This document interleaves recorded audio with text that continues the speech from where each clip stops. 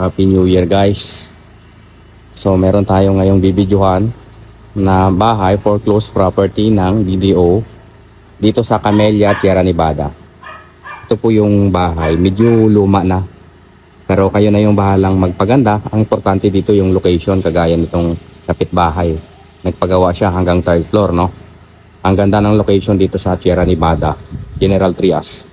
Ang lot area ng unit na ito is 102 square meter at yung floor area naman ay 72 square meter, no?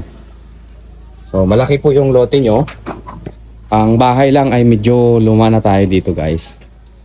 So sa BDO po ang unit na ito, ayan, meron tayo ditong caretaker na kasi para mabantayan yung property. So magmula po yan dito hanggang doon po, ayan, ito yung property line, 102 square meter, medyo malaki at mura lang po yung presyo ng house and lot na ito, foreclosed property. So expect natin kapag mga foreclosed as is where is na ito, kayo na yung bahalang magpaganda. Ang kwarto natin dito dalawa, 1 toilet and bath.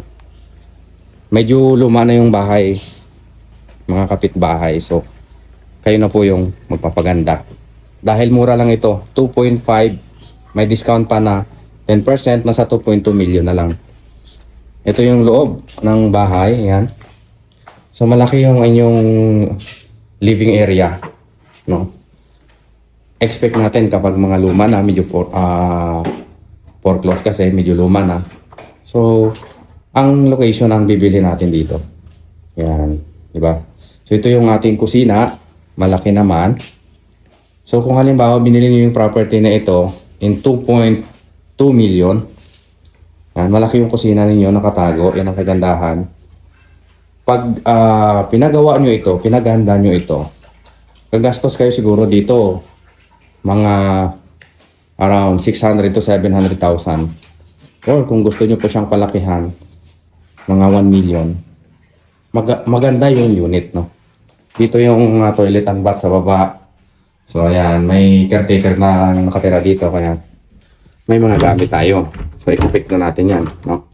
Kayo na yung bahalang magpaganda. Akitin naman natin yung second floor. Ito yung second floor. Ang attic style siya. Pwede nyo naman siyang gawing second floor in the future, okay? Ayan yung isang bedroom malaki. Kahoy lang yung partition. Pwede nyo gawing isang room na. Okay, kayo na yung bahala, okay?